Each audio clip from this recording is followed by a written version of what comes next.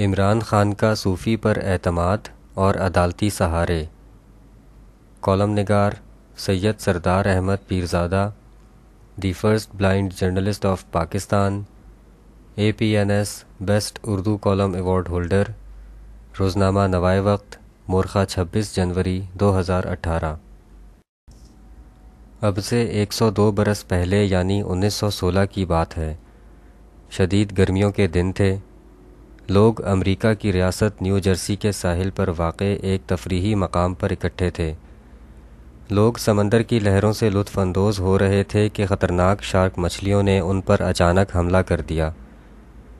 Shark 1 جولائی سے 12 جولائی تک ساحل کنارے لوگوں کا شکار کرتی رہیں۔ ان حملوں میں 4 افراد مارے گئے جبکہ 1 زخمی ہوا۔ ان واقعات کی خبروں نے پورے امریکہ میں شدید خوف و ہراس پیدا کر دیا۔ امریکی تاریخ میں ان 12 دنوں کو دہشت کے دنوں سے یاد کیا جاتا ہے۔ شارک کے انسانوں پر اس حملے کے حوالے سے بہت سی کہانیاں اور لٹریچر بھی تحریر کیا گیا۔ ان میں سب سے مشہور ناول جاز ہے، جسے پیٹر بینچلے نے 1974 میں لکھا۔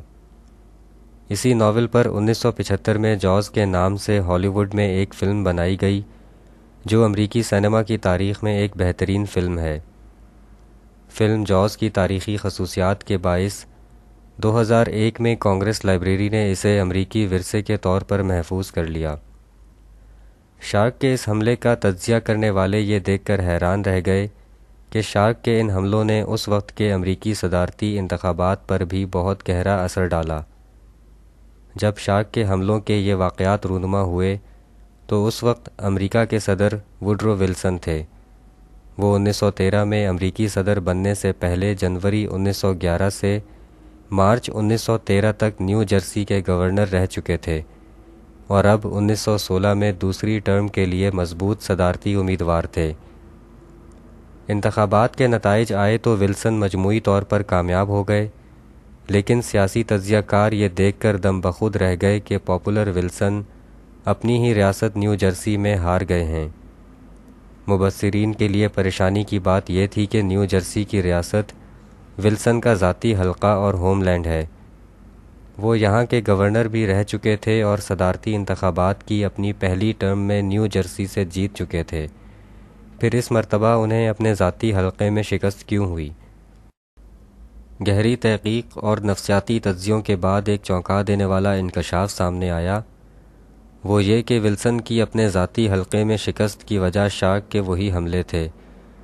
ریسرچ رپورٹ میں بتایا گیا کہ ووٹرز اچھی طرح جانتے تھے کہ شارک پر ولسن کا اختیار نہیں تھا اور ان حملوں میں ولسن کا کوئی قصور بھی نہیں تھا، لیکن ووٹرز کے خیال میں یہ ایک لیڈر کی نااہلی تھی کہ اس نے اپنے عوام کو ان حملوں سے محفوظ رکھنے کے لیے پہلے سے ہی سد باب کیوں نہیں کیا۔ نیو جرسی کے ووٹروں کے خیال کے مطابق ایک سیاسی لیڈر میں یہ اہلیت ہونی چاہیے کہ وہ حالات پر گہری نظر رکھے اور غیر متوقع صورتحال سے نمٹنے کی پوری قابلیت رکھتا ہو۔ نیو جرسی کے ووٹروں نے ولسن کو اس حوالے سے نااہل سمجھا اور اسے ووٹ نہ دے کر اپنی رائے کا اظہار کیا۔ آج بھی سیاسی تجزیہ نگار نیو جرسی کے ووٹروں کے اس ٹرینڈ کو ووٹروں کی میچورٹی کا رول ماڈل قرار دیتے ہیں۔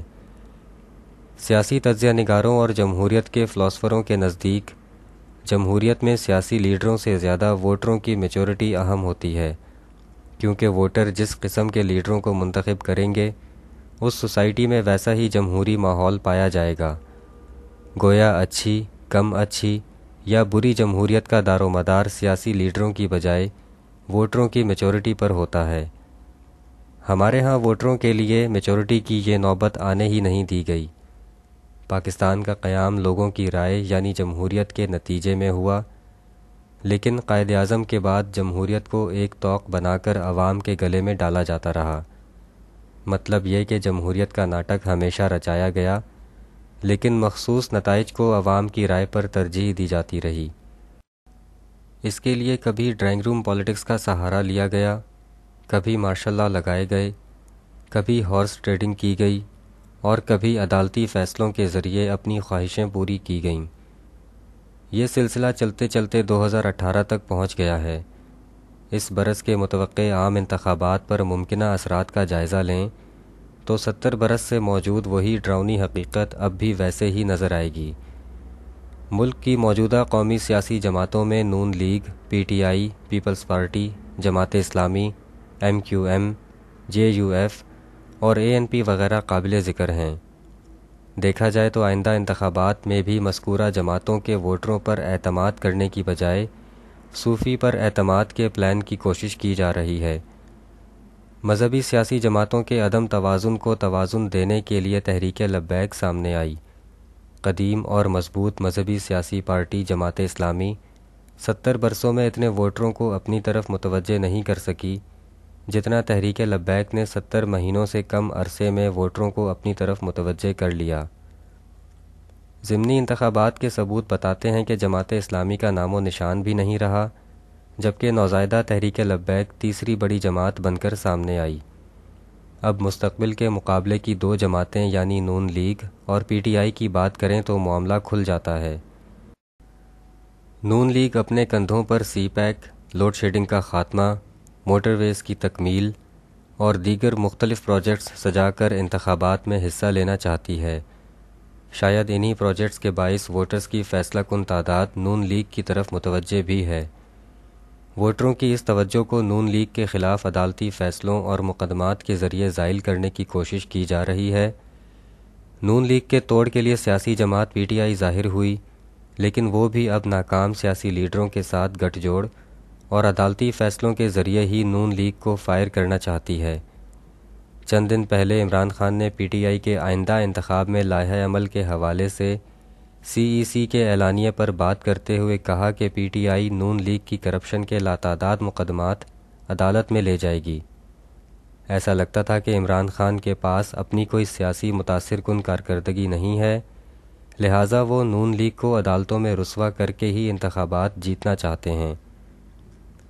ویسے تو کہا جاتا ہے کہ پاکستان کے لوگ دنیا کے ذہین اور قابل ترین لوگ ہیں، لیکن انتخابات کے فیصلوں میں لوگوں کو ذہین اور قابل نہیں سمجھا جاتا۔ اگر پاکستان کے لوگ قابل اور ذہین ہیں تو پھر یہ بھی یقین ہونا چاہیے کہ پاکستان کے لوگ اپنے ووٹوں کی رائے سے ذہین اور قابل فیصلہ ہی کریں گے۔ کیا عمران خان ووٹروں پر اعتماد کی بجائے صوفی پر اعتماد اور عدالتی فیصلوں کے سہارے الیکشن جیتنا چاہتے ہیں؟ شکریہ، دی اینڈ۔